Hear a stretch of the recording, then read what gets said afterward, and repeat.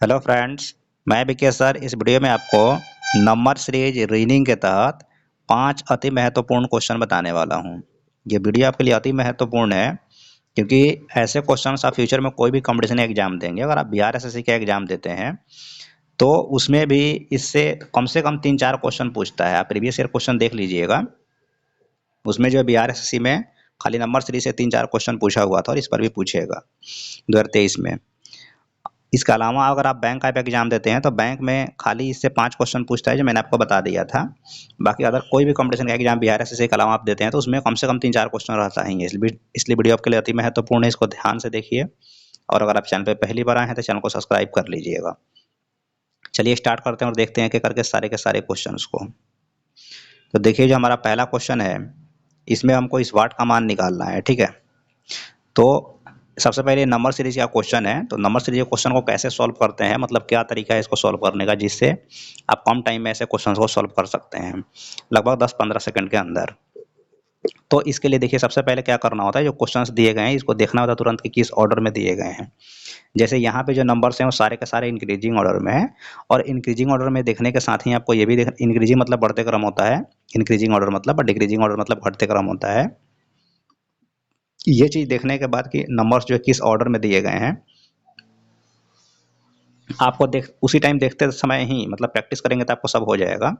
आपको ये भी देखना है कि जो बढ़ रहा है तो थोड़ा थोड़ा बढ़ रहा है या फिर इसके मल्टीप्लिकेशन में बढ़ रहा है, जो नंबर्स दिए गए हैं।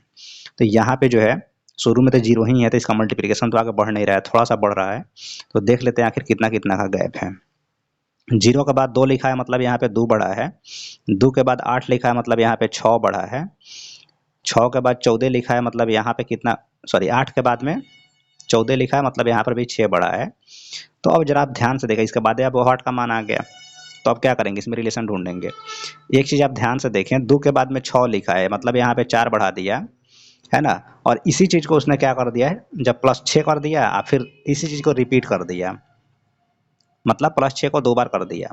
तो आगे के लिए हम क्या करेंगे, जैसे यहाँ 4 बढ़ाया गया है तो आप भी +4 कर लें इसमें। तो जब +4 जैसे ही करेंगे 6 में, तो कितना हो जाएगा, +10 होना चाहिए।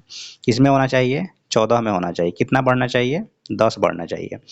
14 में 10 आप बढ़ा दीजिए। 14 में 10 आप जैसे ही बढ़ाइएगा तो ये आ जाएगा आपका 24। तो 24 इस क्वेश्चन का सही आंसर हो जाएगा। रही बात की अगर आपके पास टाइम कम है तब इतना पे क्वेश्चन को सॉल्व करके आगे बढ़ सकते हैं। और हालांकि अभी हम बता रहे हैं तो आपको आगे भी हम इसको सॉल्व करके दिखाएंगे कि हमारा जो पैटर्न है वो सही है कि नहीं है। तो अगर हमारा वाट का मान यहाँ पे कितना आ गया है, 24 आ गया है वाट के जगह पे, तो ये 10 दो बार रिपीट होगा। चूंकि एक बार रिपीट हो चुका है तो आगे भी ऐसे ही रिपीट होगा। जब 24 में फिर से आप 10 बढ़ाइएगा तो 34 आ जाएगा, जो क्वेश्चन में ही ऑलरेडी दिया हुआ है। मतलब हमारा जो तरीका था एकदम सही था, इसलिए इसका सही आंसर क्या हो जाएगा, ऑप्शन नंबर सी, यानी कि 24 हो जाएगा। ठीक है, नेक्स्ट क्वेश्चन। साथ ही में जो लोग जो पहले से मेरे साथ जुड़े हुए हैं, वीडियोज को लगातार जो भी हम डालते हैं देख रहे हैं, तो वो लोग जो है एक एक करके सारे क्वेश्चंस को वीडियो को पॉज करके सॉल्व पहले खुद से कर लें। कितना आंसर आता है कमेंट बॉक्स में बताएं। उसके बाद जो है क्या करें कि आंसर जो है देखें कि मतलब जो हम जितना बता रहे हैं उतना आपका आंसर आया कि नहीं आया। पैटर्न कोई भी हो सकता है, मतलब आंसर से है, आंसर सेम आना चाहिए, जितना बता रहे हैं उतना ही आपका भी आना चाहिए, तो सही है। चलिए देखते हैं नेक्स्ट क्वेश्चन को। नेक्स्ट क्वेश्चन में आप ध्यान से देखें, हमको इस वाट का मान निकालना, जो नंबर्स दिए गए हैं वो यहाँ पे डिक्रीजिंग ऑर्डर में है, मतलब घटते घटते क्रम में है। तो आखिर घटते क्रम में है तो क्या 125 के मल्टीप्लिकेशन में है, फर्स्ट नंबर से ही सोचना होता है। नहीं, 125 का मल्टीप्लिकेशन 250 होता है मिनिमम, मैंने अगर, या फिर 125 से कम 125 तो माइनस करेंगे तो 80 आने का सवाल ही नहीं बनता है। तो डिक्रीजिंग ऑर्डर में है तो इसका मल्टीप्लिकेशन में जब नहीं है तो क्या करेंगे, इसको तुरंत लिख देंगे कि भाई आखिर कितना मल्टीप्लिकेशन हो रहा है। तो आप ध्यान से देखते हैं 125 के बाद में 80 लिख दिया, मतलब यहाँ पे उसने -45 किया है। 80 के बाद उसने 45 लिख दिया, मतलब उसने यहाँ पे कितना किया, कम, -35 कम किया है। 80 के बाद उसने क्या कर दिया है, सॉरी 45 के बाद उसने 20 लिख दिया है, मतलब उसने -25 कम किया है। ठीक है, अब एक चीज तो आपको दिख रहा होगा कि पहले 45 कम किया, उसके बाद 35, यानी कि 10 और कम करके कम कर रहा है। उसके बाद 35 के बाद 25, यानी कि और 10 कम करके तब माइनस कर रहा है। तो आगे भी हम और 10 कम करेंगे तब माइनस करेंगे, है कि नहीं। 25 से 10 घटा लीजिए, 15 घटा लीजिएगा, किस में से, 20 में से।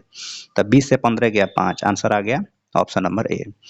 20 में से क्या करेंगे हम, 15 को माइनस करेंगे तो कितना आएगा, 5 आएगा। तो ऑप्शन नंबर सी इसका सही आंसर हो जाएगा। ठीक है, नेक्स्ट क्वेश्चन जो हमारा दिया गया, इसमें भी हमको स्वाट का मान निकालना है। जो नंबर्स दिए गए हैं वो इंक्रीजिंग ऑर्डर में है कि नहीं, और इस 6 का मल्टीप्लिकेशन हम सोच सकते हैं थोड़ा देर के लिए। 6 का मल्टीप्लिकेशन सोच सकते हैं, लेकिन एग्जैक्ट तो है नहीं, बढ़ा के ही देखते हैं। एग्जैक्ट मल्टीप्लिकेशन में है नहीं, तो बढ़ा कर देखते हैं कितना कितना बढ़ा है। उस पर अगर नहीं बनेगा तो मल्टीप्लिकेशन पे सोच लेंगे। 6 के बाद 17 लिखा है, मतलब यहाँ पे कितना बढ़ाया, 11 बढ़ाया। 17 के बाद 39 लिख दिया, मतलब यहाँ पे 7 2 9 1 2 3 22 बढ़ाया है, ठीक है। और यहाँ पे आपको 39 के बाद 72 यानी कि 9 3 12 33 बढ़ाया है। अच्छा, तो यहाँ पे तो जितना जैसे ही लिखा था, लेकिन पैटर्न दिख नहीं गया। 11 का पहाड़ा चल रहा है, टेबल चल रहा है। 11 कम 11, 11 दूना 22, 11 33, 11 चौका क्या हो जाएगा, 44 हो जाएगा। मतलब नेक्स्ट टाइम में हम 44 बढ़ा देंगे। किस में बढ़ा देंगे, 72 में 44 बढ़ाएंगे। 72 में आप 44 जैसे ही बढ़ाएंगे तो ये क्या आ जाएगा आपका, ये आ जाएगा आपका 4 2 6 और 7 4 11, 116 आएगा। तो 116 इसका सही आंसर हो गया, जो ऑप्शन नंबर सी में दिया है। तो ऑप्शन नंबर सी इसका सही आंसर हो जाएगा, ठीक है। नेक्स्ट क्वेश्चन में हमको इस वाट का मान निकालना है। जो नंबर्स दिए गए हैं वो सारे के सारे इंक्रीजिंग ऑर्डर में है, लेकिन इंक्रीजिंग ऑर्डर के साथ ही अगर थोड़ा सा इसको दिमाग लगा के, मतलब थोड़ा सा ध्यान से इसको देखा जाए, तो ये जो नंबर्स दिए गए हैं ना, वो किसी ना किसी नंबर के स्क्वायर हैं। तो जब स्क्वायर हैं तो क्या करेंगे, हम उनको देख लेंगे भाई कौन किसका स्क्वायर है। जैसे 1 का स्क्वायर है, 9 3 का स्क्वायर है, 25 5 का स्क्वायर है कि नहीं, 49 7 का स्क्वायर है, 121 11 का स्क्वायर है। तो यहाँ पे क्या आएगा, बोलिए। ये सारे के सारे क्या जा रहे हैं, ऑड नंबर्स जा रहे हैं। 1 3 5 7 11 क्या है, ऑड नंबर है, विषम संख्या है। तो 11 के बाद विषम संख्या कौन आएगी, 13 आएगी। विषम संख्या क्या होती है, ऐसी संख्या जिसमें 2 से डिवाइड ना हो, ठीक है। ये भी इसका मतलब आप डिफिनीशन है। इसके अलावा पे भी बोल सकते हैं कि ऐसी संख्या जिसके इकाई अंक पे 1 3 5 7 9 रहे, है ना, तो वो सब क्या होता है, विषम संख्या होता है। तो जब 11 तक हो चुका तो 11 के आगे हम बढ़ेंगे तो 13 का स्क्वायर होगा। 13 का स्क्वायर कर लीजिए कितना होता है, तो 13 का स्क्वायर कितना होता है, 13 का स्क्वायर होता है 169। 169 इसका सही आंसर हो जाएगा, जो ऑप्शन नंबर डी में दिया हुआ है, ठीक है। साथ ही में आपको जो है कम से कम 1 से लेकर 50 तक का स्क्वायर याद रहना ही चाहिए, और ईजी भी है। 50 का स्क्वायर मतलब 2500 तक। तो आप 1 से लेके 50 तक का स्क्वायर याद कर लें, जैसे भी हो। अगर आप बैंक का एग्जाम देना चाहते हैं, मतलब जो भी अगर थोड़ा सा लेवल का एग्जाम देना चाहते हैं, तो आप 1 से लेकर 50 तक का स्क्वायर याद कर ले, आपको बहुत बेनिफिट मिलेगा किसी भी क्वेश्चन को सॉल्व करने में, ठीक है। नेक्स्ट क्वेश्चन जो हमारा है, इसमें भी हमको इस वाट का मान निकालना है। जो नंबर्स दिए गए हैं इंक्रीजिंग ऑर्डर में है, लेकिन मल्टीप्लिकेशन में है नहीं। तो बढ़ा के देखते हैं कितना कितना बढ़ा है, ठीक है। यहाँ पे अगर ध्यान से देखा जाए तो 22 के बाद 24 लिखा है, मतलब +2 हुआ है। 24 के बाद 28 लिखा है, मतलब +4 हुआ है। अच्छा, 2 4 तो 6 होना चाहिए। 6 बढ़ा देंगे तो कितना हो जाएगा, 28 6 34। 8 बढ़ाएंगे, नहीं नहीं नहीं नहीं 6 नहीं बढ़ाएंगे, क्योंकि देखिए अगर 8 बढ़ा रहे हैं तो 34 के बाद 52 आने का सवाल ही नहीं है। तो क्या करेंगे, इसका मतलब ये हुआ ना, यहाँ पे इसका मतलब तो यहाँ पे ये हुआ कि ये इसका 2 गुना है। 2 का 2 गुना कितना हो गया, 4। तो 4 का 2 गुना बढ़ाइए, 4 का 2 गुना कितना होता है, 8 बढ़ाइए। आगे भी हम इसका 2 गुना करके बढ़ा लेंगे। 8 का 2 गुना 16 बढ़ा कर चेक कर लेंगे। तो 8 बढ़ाएंगे 28 में, 28 में 8 जैसे ही बढ़ाइएगा तो 28 8 कितना होता है, 36 होता है। 36 इसका सही आंसर हो गया। रही बात कि हमारा आंसर सही है कि नहीं है, तो 36 में आप 16 जोड़ लीजिए, 52 आ जाएगा, ठीक है। 36 को 16 कितना होता है, 52 होता है। तो 52 यहाँ दिया है, और फिर अगली बार 32 बढ़ा देंगे तो 84 आ जाएगा। तो सही है हमारा।